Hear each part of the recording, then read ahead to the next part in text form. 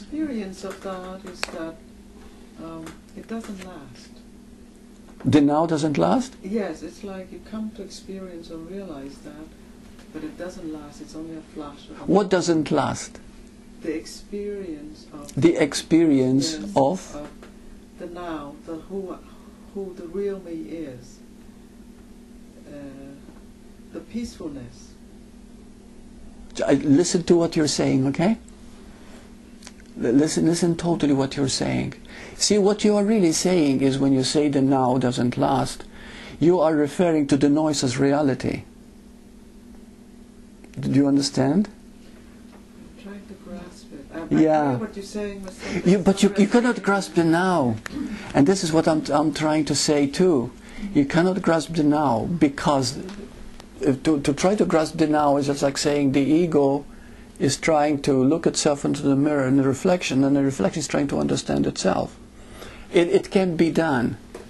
No, it cannot. Bhagavan Ramana Maharshi used to say, if you try to grasp the ultimate, it would be like a thief stealing, and after stealing becomes a policeman and then captures himself and puts himself in prison. You know, I mean, it can't be done because you are trying to grasp something that is you. You see, you are the now, okay? You are the now. When you say you cannot, but I know what you're saying. I know what you're saying, so I just want to stay with it. But I have to explain what I have to explain. So what you said is, it doesn't last. I know what you're saying. But at the same time, if you understand it, what you're really saying is that the now comes and goes. And it comes and goes because I'm making real the noise more than the ultimate silence that I am. You see? And so you're still identifying with the noise, with the noisy part that is saying, the now doesn't last.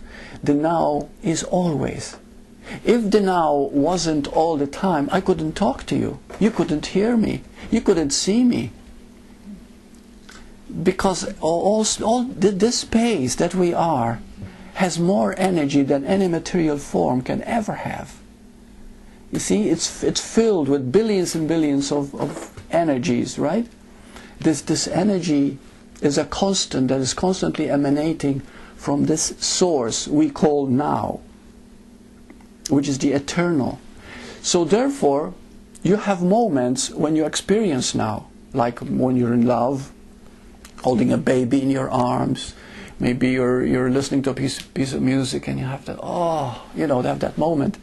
But the point is, when you're listening to that beautiful piece of music, or when you're holding the child in your arms, or when you feel in love, are you saying, I'm experiencing now? You don't, right?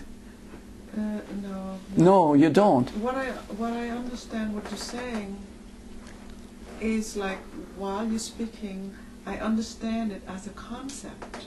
Right. That's what... Because when you experience the now, there's no one to experience it. There's only experience. That's right, because I remember... You remember after it happened. That's right. Very good. I do. And the one who remembers is the noise. Right, I understand that also. Good. But what I'm leading is that... what's the difference? Like, the difference is like Bhagavan. Mm-hmm. He's totally on the other side, which is all the noise doesn't touch him. Right. It's all there. But he's in that space. He's in that space. Yes. Completely, yes. And that's what... That's what I know what you're saying, really. Yeah. But I thought it's a good point to bring out other facets so that we can look at it from different angles. You see, we constantly think that we are not in that space all the time. Okay? You are in that space now. But for some reason or other, you might not think you are. And that is the noise that is keeping the now from being. All I know is there is truth in what you're saying, because I'm still searching. Right. And now ask yourself, what is it that you are searching?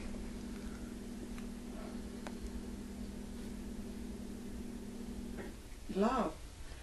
But what is love? This ultimate love, Mm-hmm. it's like when Mm-hmm. when I see Bhagwan, I want to cry. Oh, that's beautiful. I Now, why do you want to cry when you see him?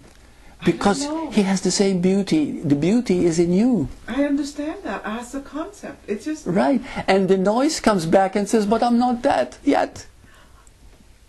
Get rid of that noise. You are that already. Please understand that. This is the noise. We think there's something to attain, something to get. How can the eternal be attained? I hear everything you said. I heard it before and I hear it again.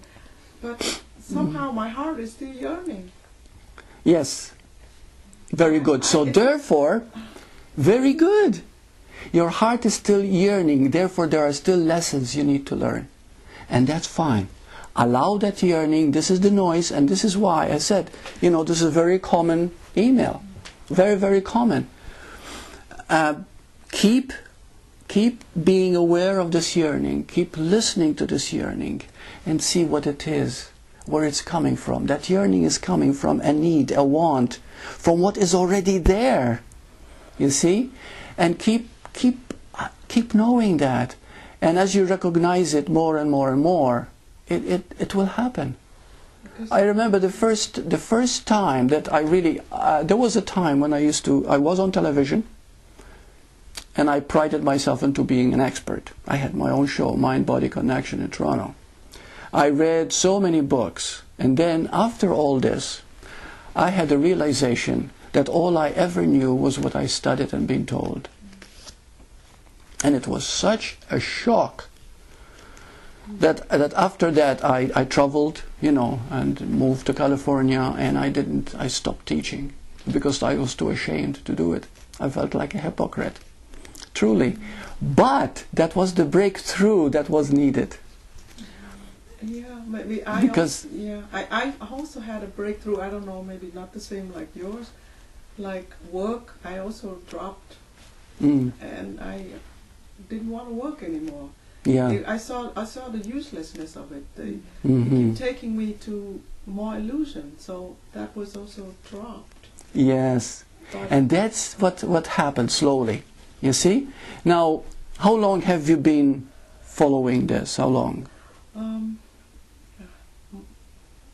10 years. 10 years, so that's not very long. No, that's not very long. If you can accomplish, if you can get to know who you are in your lifetime, you've accomplished what you were born to do.